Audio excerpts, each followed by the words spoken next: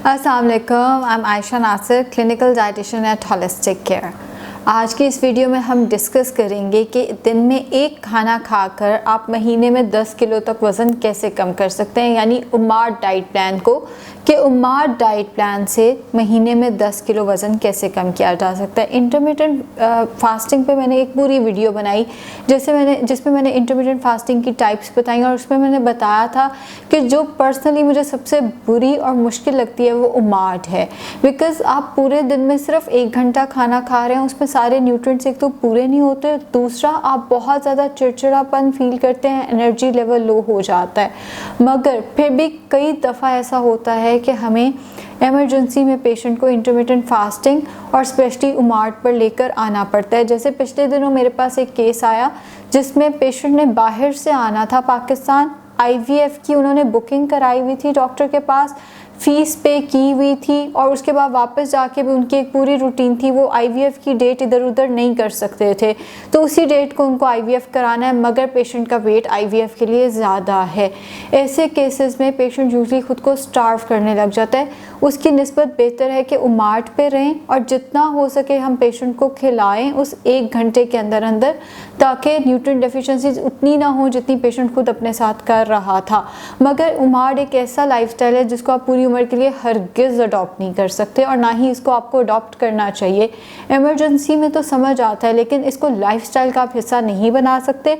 Maximum इसको करना है तो 2 मंथ्स, बेहतर है कि 1 मंथ तक करें और उसके बाद दोबारा से 16-8 पे आ जाएं, या आप 18 घंटे भूखे रहना शुरू कर दें और 6 घंटे जो है वो खाना शुरू कर दें।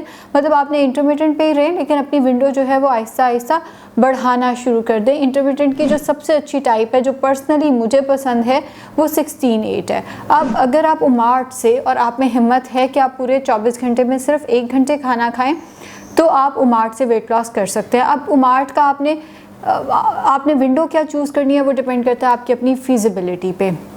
बहुत सारे लोग ऐसे होते हैं जो जब काम पे जा रहे होते हैं, होता है तब हम अच्छा ज़्यादा सारा खा कर जाएं। जैसे अगर आपकी बहुत हेक्टिक जॉब है, आपने कोई फिज़िकली एक्टिव रहना होता है वहाँ पे, जैसे अगर आप कोई कोच हैं या वैसे आपकी फ़िज़िकल एक्टिविटी बहुत है, भागना दौड़ना होता है ऑफिस में, हेक्टिक रूटीन है, तो उस केस में आप जाते हुए अपना खाना खा कर जाएंगे। और कुछ ऐसे लोग होते हैं जो भूखे पेट भाग के ऑफिस जाते हैं, नाश्ता भी नहीं करते, सारा कुछ, लेकिन जब वो वापस आते हैं तो उन्हें होता है कि अब हमें एक अच्छा खाना मिल जाए।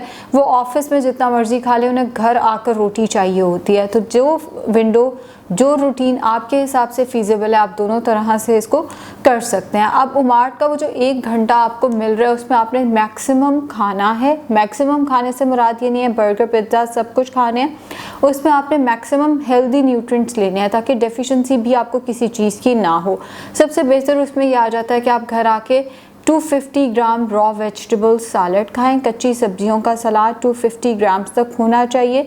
इसके अंदर अगर आप 6 to 8 टेबलस्पून चिकपीस या बीन्स डालना चाहें, यानी लाल लोबिया या चने डालना चाहें, तो वो आप डाल सकते हैं।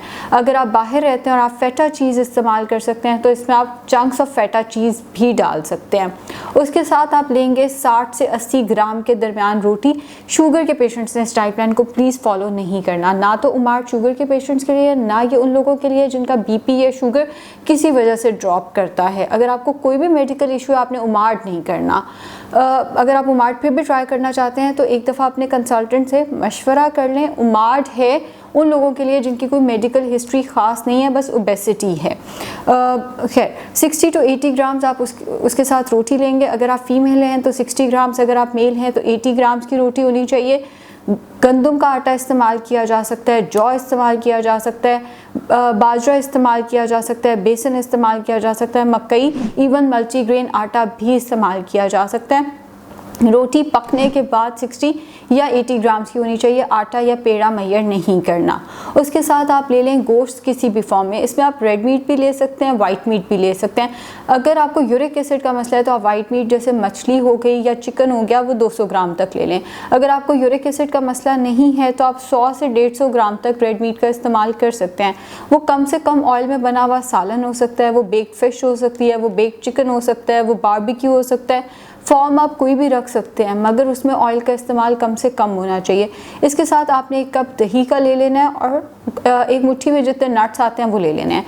ये मील फिनिश करने के बाद आपने एज अ डिज़र्ट 2 से 3 फल खा लेने हैं। अगर आपका 1 फल से गुजारा हो जाता है, आपका 1 फल से पेट भर जाता है, तो आपने ज़बरदस्ती बाकी 2-3 फल नहीं खाने।